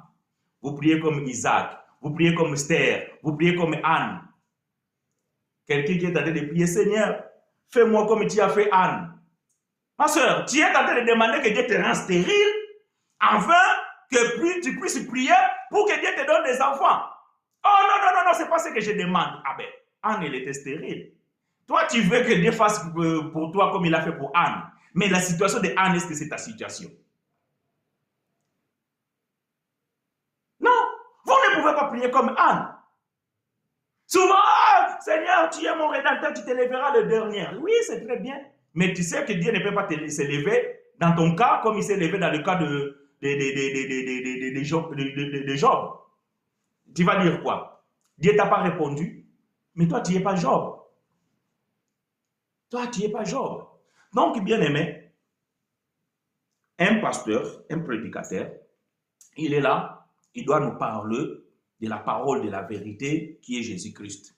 Et c'est cette parole qui nous sanctifie. C'est cette parole qui nous libère, c'est cette parole qui nous prépare, c'est cette parole qui nous perfectionne. C'est ça le rôle du ministre. Voilà ce que Paul va dire. Je ne sais pas si je vais trouver cette écriture. Je pense que c'est dans 1 Corinthiens 11. Accordez-moi quelques secondes.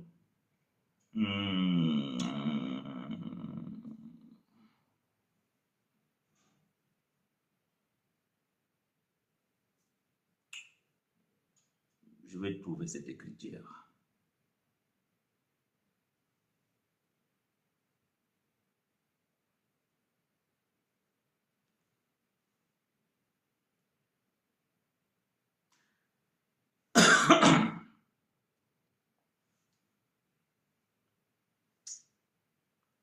Cette écriture, il se trouve où? Et dans 1 Corinthiens, je vais trouver. Je trouve.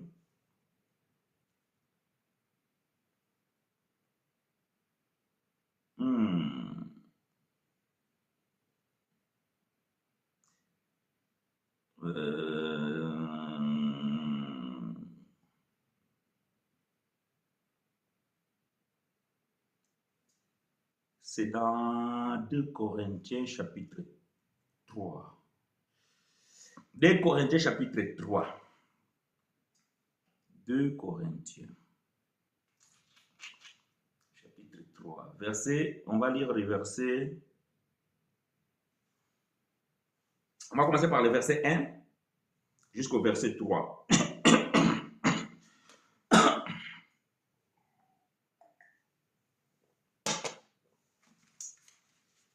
2 Corinthiens chapitre 3, versets 1 à 3.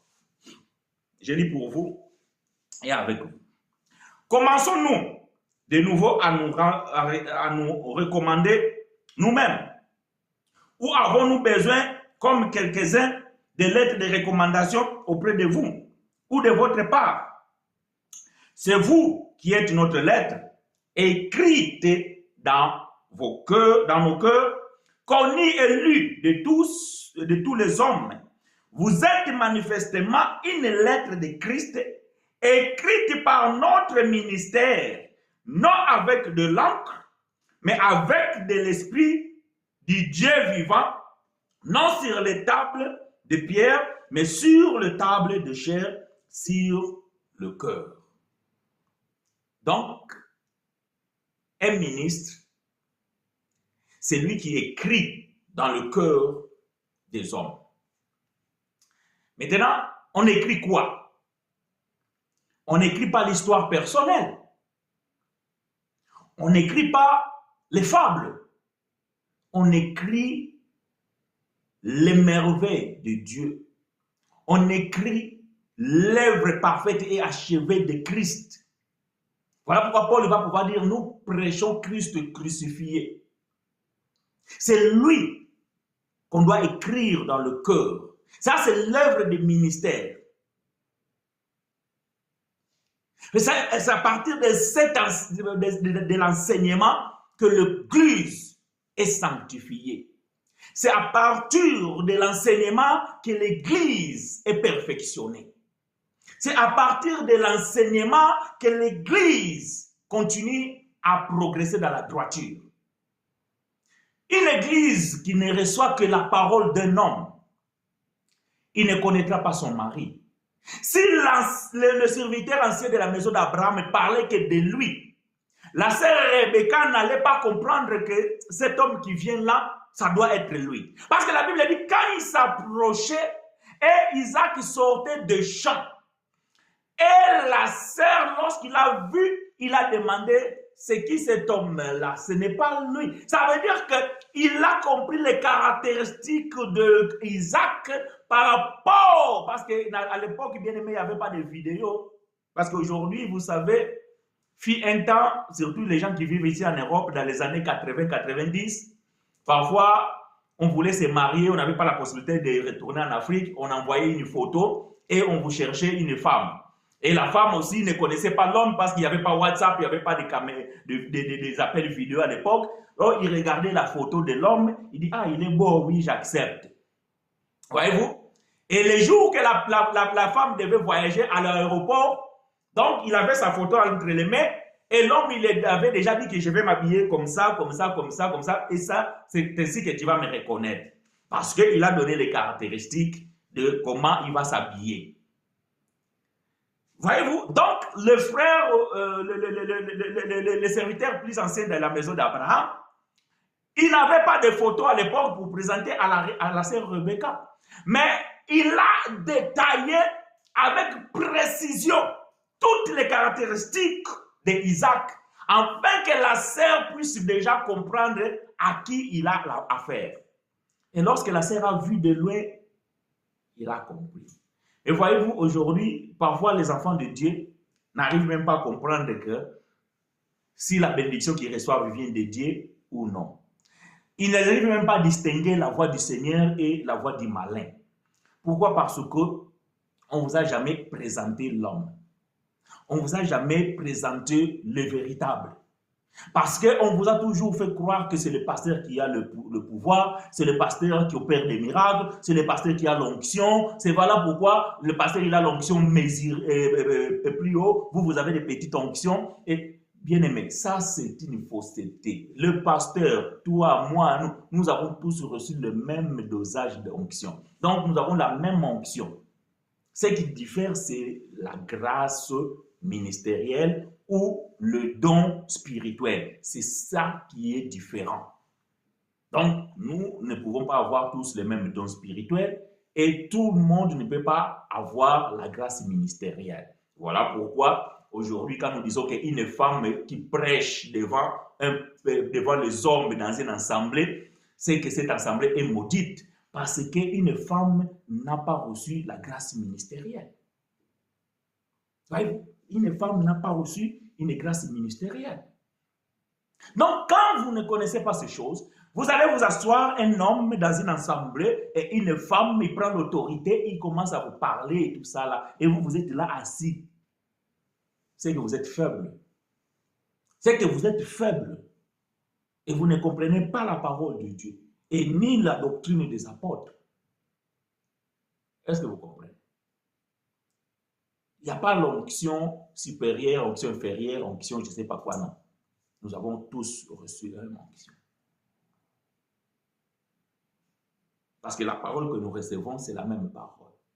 Et c'est cette parole qui nous sanctifie. Mais on n'a pas un dosage d'onction. D'ailleurs, le frère Jean, un des prédicateurs de la loi, il va dire quoi? Nous sommes dans le livre de 2 Jean. Ou bien 1 Jean, je ne sais même pas. On va chercher, il n'y a pas de problème. On va y arriver. Nous sommes dans le livre de 1 Jean. Chapitre 2. 1 Jean chapitre 2.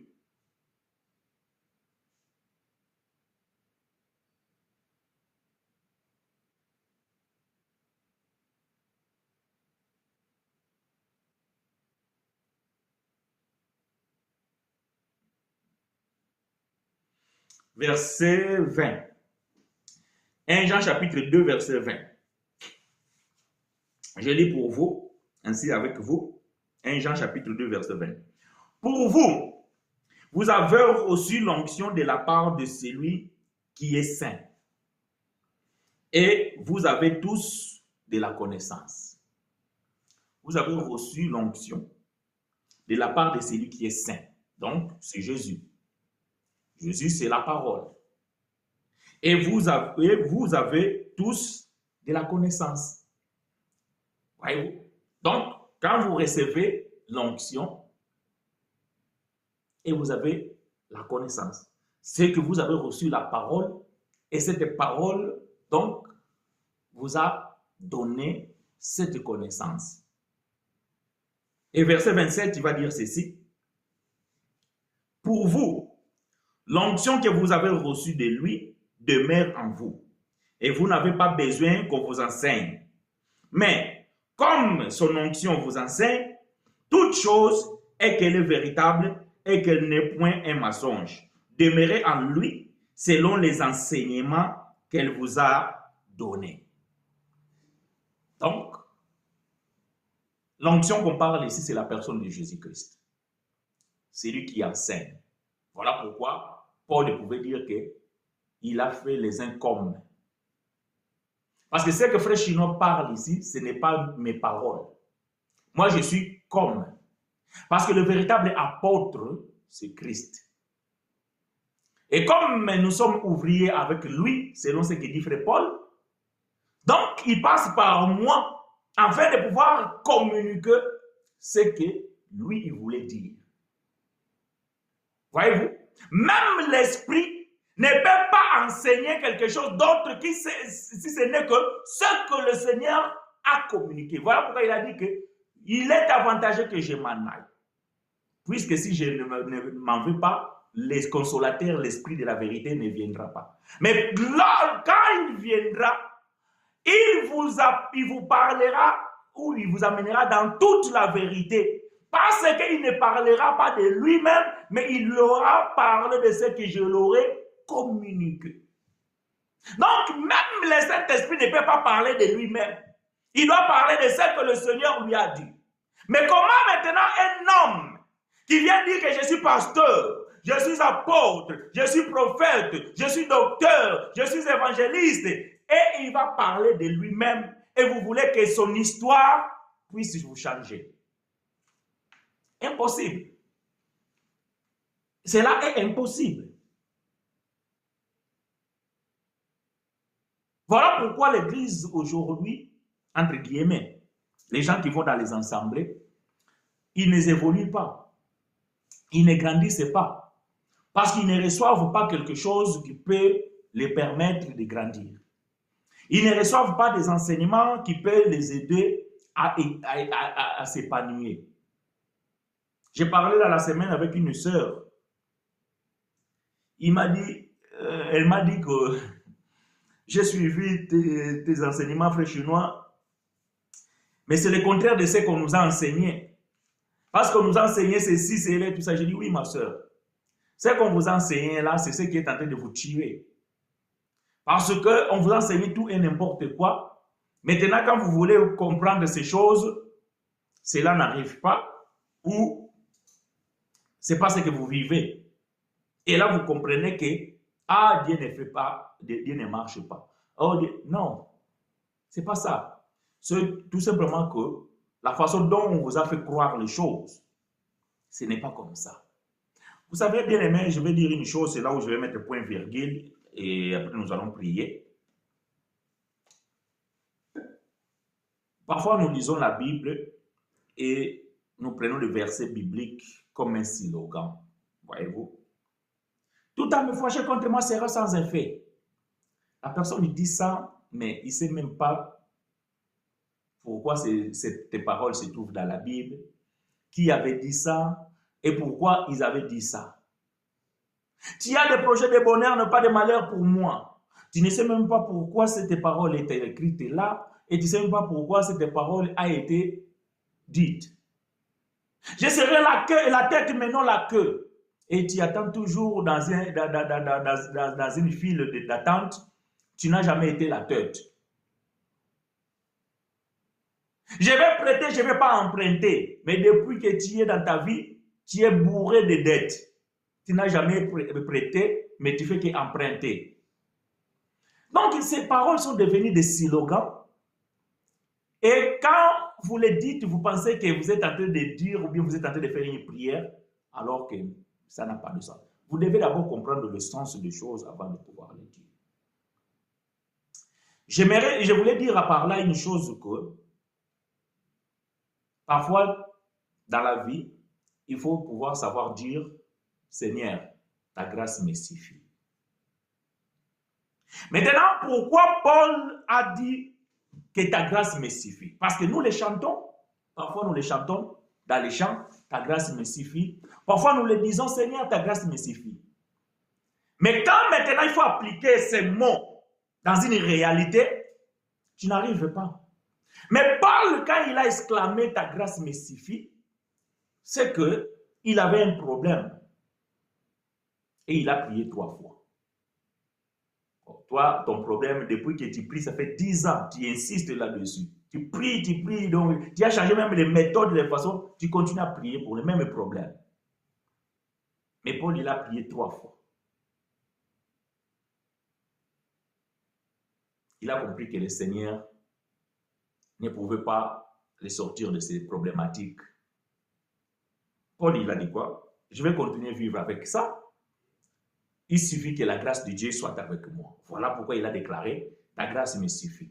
Donc, malgré mon problème, mais comme tu m'as permis de pouvoir respirer, j'ai le souffle de vie, je vis, alors je vais oublier ces problèmes, je vais continuer la marche avec toi. Je vais continuer ton œuvre. Je vais continuer à faire mes projets. Je vais continuer à espérer à d'autres choses. Ce problème, il est là. Seigneur, toi, tu le sais. Mais bon, j'ai compris que je dois faire confiance à ta grâce. Mais ce problème-là, donc, ça reste là. Ça, on ne sait pas le faire. Ça, on ne sait pas le faire.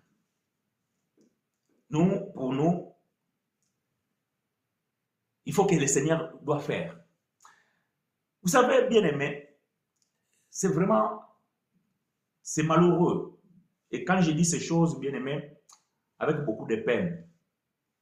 Parce que j'aimerais quand même que nous puissions aussi avoir la hauteur et pouvoir comprendre certaines choses. Mais Dieu fait grâce. Petit à petit, nous sommes en train d'arriver. Rien n'est impossible à celui qui croit. Et tu crois en quoi?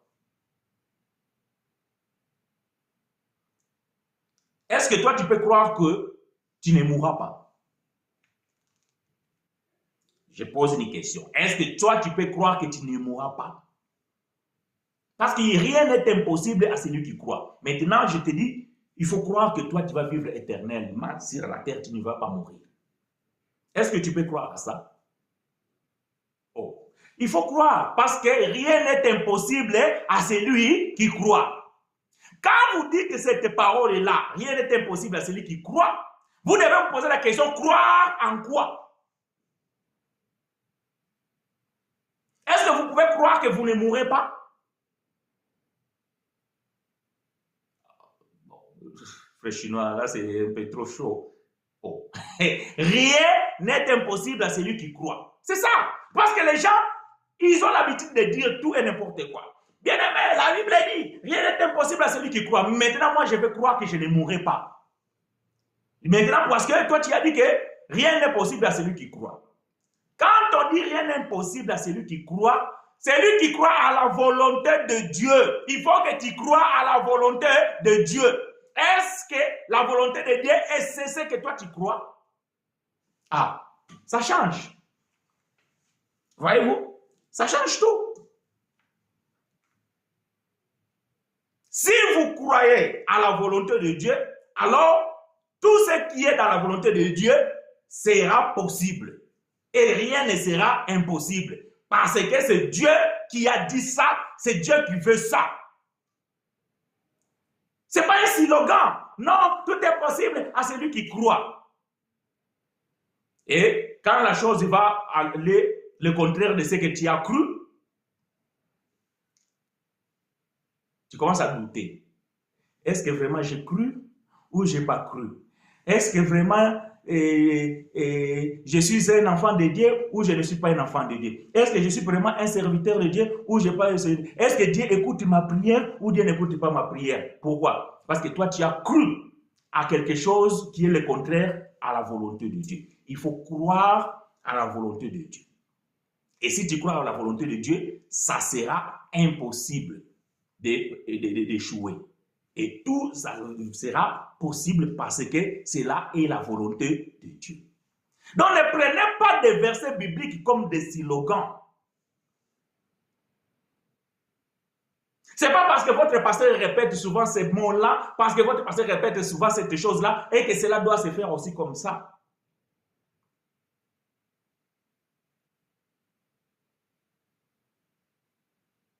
Parce que les gens, ils pensent que si tu pries, tu veux impressionner ceux qui sont autour de toi. Shiloh, Alléluia, Jehovah arrive Jireh, Jehovah Chikeno, Jehovah Rapha. Frères, sœurs, vous voulez impressionner qui? Non, dites-nous ça en français, parce que ces mots sont traduits. Ce que tu es en train de dire là, se trouve dans le Bible hébraïque. Mais cette Bible hébraïque, c'est la même Bible que toi tu lis aujourd'hui en français. C'est que ces mots-là ont été traduits en français. Maintenant, toi tu parles Jehovah Chikenu, Jehovah Shammah, Elohim. Mais moi, je ne connais pas hébreu. Je ne sais même pas comment que tu pries. Et comment tu veux que je dise Amen?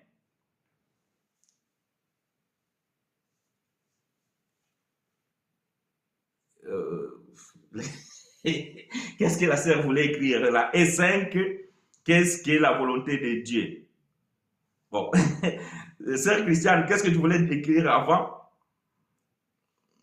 Est-ce que...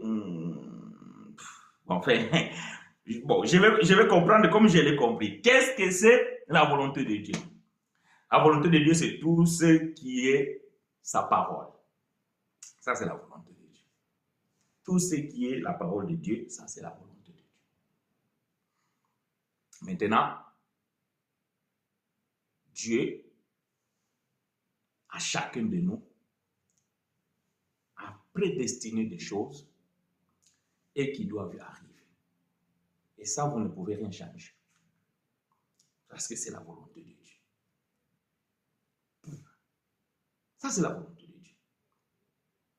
Il y a des gens que Dieu a destinés dans ce monde qui ne vont pas pouvoir se marier.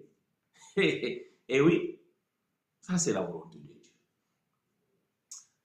C'est pour cela qu'il faut tisser une relation intime avec Dieu, afin de pouvoir aussi écouter. Et Dieu parle tantôt d'une manière, tantôt d'une autre. Parfois, on n'y prend pas garde. Il y a un frère qui m'a envoyé quelque chose, et là, il y a notre frère, comment il s'appelle? C'est prêtre au Congo, à Bekanda. Ce frère-là, il a posé une question. Quelqu'un qui est dans la voiture, dans un taxi, il y a un féticheur.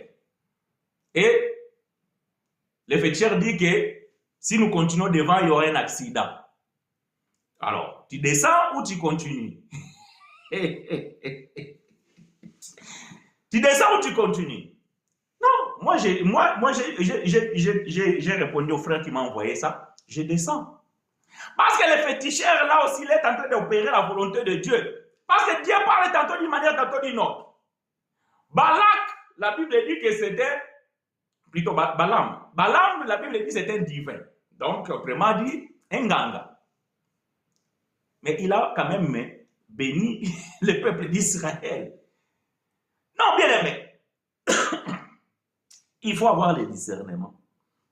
Il faut écouter la parole de Dieu. Il faut écouter la voix de Dieu. Et Dieu peut parler par un homme, peut parler par sa parole, peut parler par une révélation, peut parler par le songe, peut parler de plusieurs manières.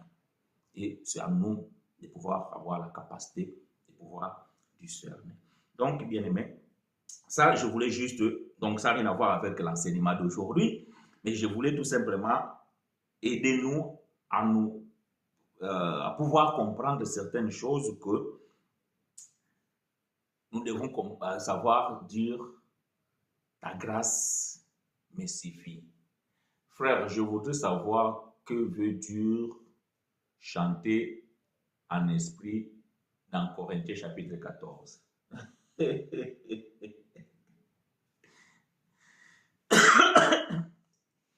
Ça, c'est un grand chapitre que frère il est en train d'ouvrir. Qu'est-ce que cela veut dire chanter en esprit? Aïe! C'est tout un enseignement, frère. Voyez-vous? C'est tout un enseignement. Chanter en esprit, on peut le dire, c'est lorsqu'on chante, par exemple, des cantiques inspirés. Donc, inspirés par l'esprit. Donc, on chante aussi en esprit. Chanter en esprit, ça peut aussi être quelqu'un qui chante sans pourtant pouvoir ouvrir la bouche, ni même manifester un son, mais à l'intérieur aussi, il peut chanter en esprit. Donc, on peut expliquer cela dans plusieurs manières. Mais, on note la question, on va pouvoir le développer avec l'appui des Écritures afin que cela soit clair. Donc, frère Romaric, je vais noter ta question et je vais faire part de cela personnellement ou dans un enseignement sur cela dans le plan de Dieu. Donc voilà, je note ta question. Donc je disais qu'avant que nous puissions prier,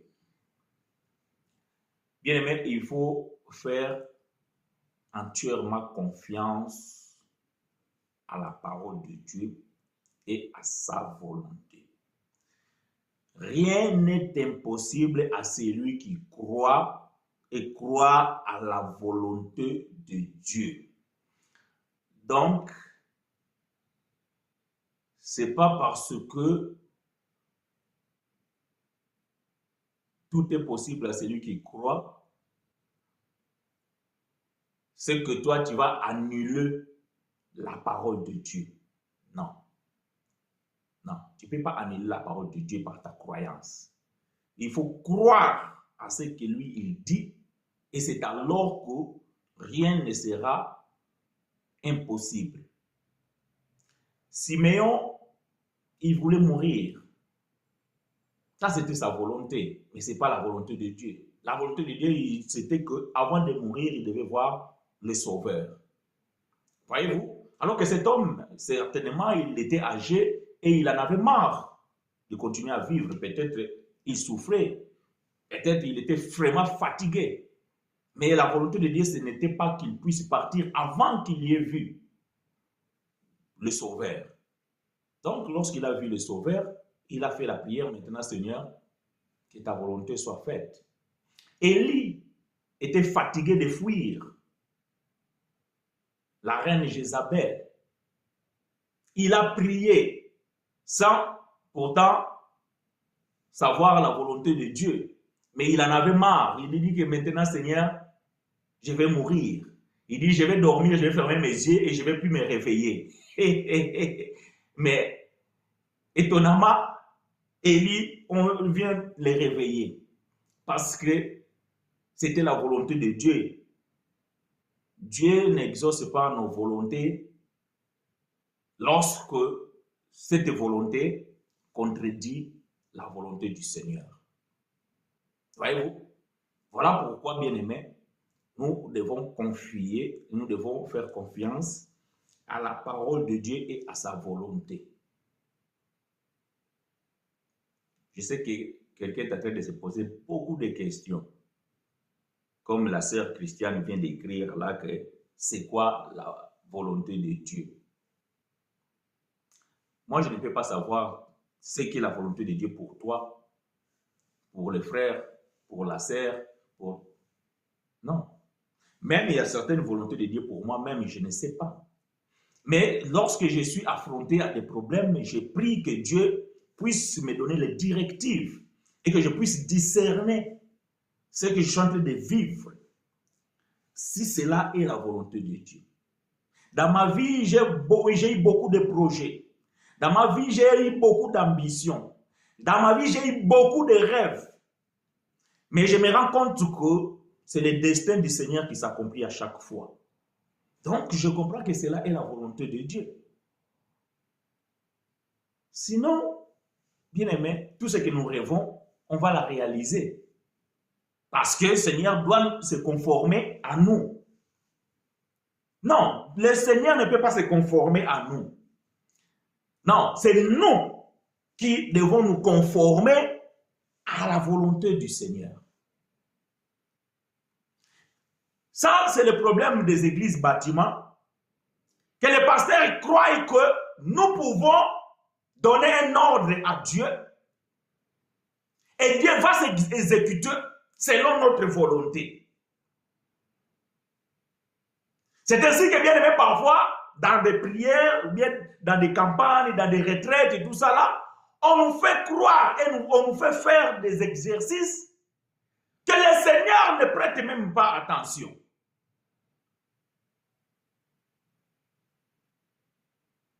Est-ce que vous comprenez? Non. Bien aimé, nous devons comprendre et accepter ce qui est la volonté de Dieu. Que l'Éternel nous soit favorable. Dimanche prochain, bien-aimés frères et sœurs, donc, nous allons pouvoir essayer d'expliquer ce que nous venons de dire sur la spécificité de l'huile d'onction et les 5 plantes de l'huile d'onction représentent les 5 ministères.